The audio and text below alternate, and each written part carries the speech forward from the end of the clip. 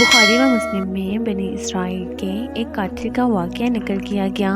حضور اکرم صلی اللہ علیہ وآلہ وسلم نے اللہ کے ہاں توبہ کی قبولیت سے متعلق صحابہ اکرام کے سامنے بنی اسرائیل کے ایک قاتل کا نہایت خوبصورت اور ایمان افروز واقعہ بیان فرمایا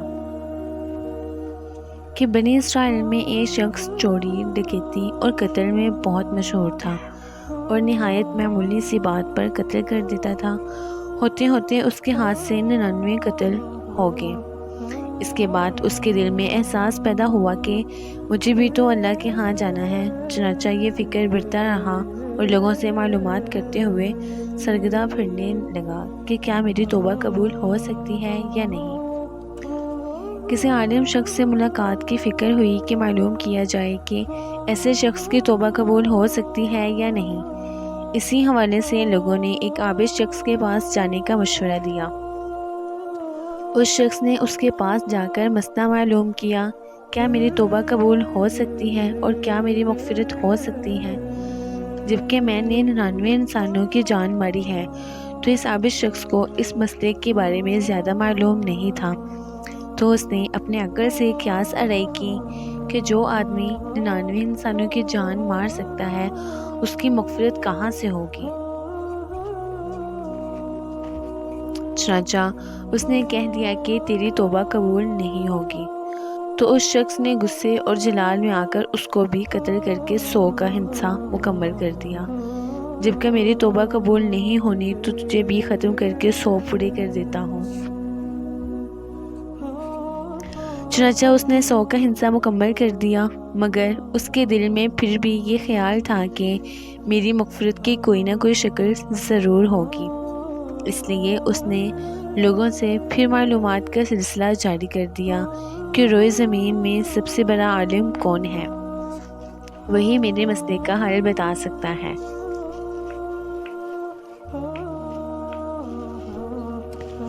آخر لوگوں نے اس کو بتلایا کہ فلاں جگہ ایک عالم رہتا ہے، اس سے جا کے معلوم کرو۔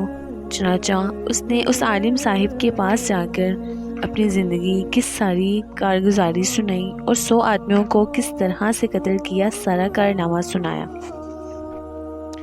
معلوم کیا کہ اب بتلائیے کہ میری توبہ قبول ہو سکتی ہے یا نہیں، کیا اللہ کے ہاں مجھ جیسے گناہگار کے لیے بھی مغفرت کا کوئی خانہ ہے۔ تو اس عالم صاحب کو چونکہ علم تھا تو اس نے بتلایا کہ تیرے گناہ معاف کرنے میں اللہ کے ہاں کوئی رکاوٹ نہیں۔ اللہ کی رحمت کا سمندر تجھ جیسے گناہگاروں کی گناہوں سے بہت وسیع ہے۔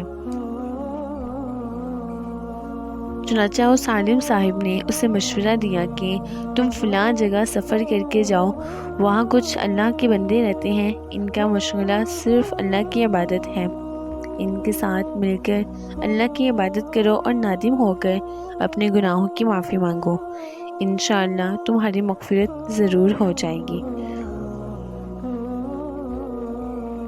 جب اس شخص نے آدھا راستہ طے کر لیا تو ملک الموت آ گئے۔ اب اس کی روح لے جانے کا مسئلہ کھڑا ہوا۔ آسمانوں سے رحمت کے فرشتے بھی آئے اور عذاب کے بھی۔ رحمت کے فرشتے کہنے لگے اس کی روح لے جانے کا حق ہم کو ہے، اس لیے یہ سچے دل سے تائب ہو کے عبادت کے لیے جا رہا ہے۔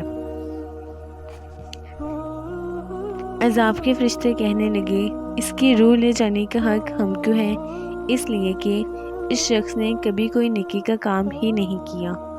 اسی دوران آسمانوں سے ایک فرشتہ آیا۔ بعض روایات سے معلوم ہوتا ہے کہ یہ آنے والا فرشتہ حضرت جبرائیل امین تھے۔ چنانچہ اس فرشتے نے تشریف لا کر ان دونوں طرح کے فرشتوں کے درمیان یہ فیصلہ کیا کہ دونوں طرف کی مسافت ناپ کر کے دیکھ لو، جہاں سے آ رہا ہے اس کی مسافت قریب ہے یا جہاں جا رہا ہے وہاں کی مسافت، لہٰذا جہاں کی مسافت قریب ہو اس شخص کو وہاں والوں میں شمار کر دیا جائے۔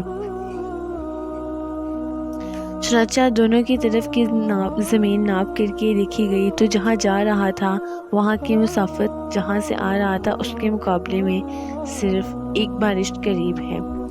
چنانچہ فیصلہ ہوا کہ مقامی مسیحت سے مقام عبادت صرف ایک بالشت قریب ہے، اسی لیے رحمت کے فرشتوں کو اس کو لے جانے کا حق حاصل ہوا۔ چنانچہ اللہ تعالیٰ کی طرف سے اس کی مغفرت کا اعلان ہو گیا۔ ایک روایت میں آتا ہے کہ قتادہ رضی اللہ تعالیٰ عنہ فرماتے ہیں کہ حسن رضی اللہ تعالیٰ عنہ نے فرمایا کہ ہم سے یہ ذکر کیا گیا کہ اس شخص کے پاس جب ملک الموت آیا تو وہ شخص سینے کے بل اس زرزمین کی طرف گھسیٹتا چلا گیا۔ حدیث قدسی ہے۔ حدیث قدسی میں آتا ہے کہ میں نے اپنے بندے کے ساتھ اس کے گمان کے مطابق ہوتا ہوں اور وہ جہاں بھی یاد کرے میں اس کے ساتھ ہوں۔ باخدا اللہ تعالیٰ اپنے بندوں کی توبہ سے اس سے زیادہ خوش ہوتا ہے جتنی خوشی تم میں سے کسی ایسے شخص کو ہوتی ہے جس کا جانور بیابان میں گم ہو کر پھر اسے مل جائے۔ اور جو شخص ایک بارش میری طرف آتا ہے میں ایک ہاتھ اس کے قریب ہو جاتا ہوں، اور جو شخص ایک ہاتھ میرے قریب آتا ہے میں اس کے ایک باغ یعنی پھیلائے ہوئے دونوں ہاتھوں کے درمیان کی مسافت کے قریب جاتا ہوں۔ جب وہ میری طرف چل کر آتا ہے تو میں اس کی طرف دوڑ کر آتا ہوں۔ حاصل کلام: انسان جب بھی سچے دل کے ساتھ توبہ کرے گا تو اللہ تعالیٰ ضرور قبول فرمائے گا۔ انشاءاللہ یہ واقعہ خصوصاً ان حضرات کے لیے حوصلہ افزائی اور معاونت کا سبب ہے جو کہ بڑے بڑے گناہ گار کر کے اپنی مایوسی کی زندگی گزار رہے ہیں، کیونکہ شیطان انہیں مایوس کرتا ہے۔ بہرحال گناہ گار کو شیطان کی باتوں میں آ کر مایوس نہیں ہونا چاہیے، بلکہ اللہ کی رحمت سے اچھی امید رکھ کر سچی توبہ کے ذریعے اپنے آپ کو پاک و صاف کر لینا چاہیے۔ اللہ تعالیٰ ہم سب کو عمل کرنے کی توفیق عطا فرمائے۔ آمین۔ ملتے ہیں اگلی ویڈیو میں، تب تک کے لیے اللہ حافظ۔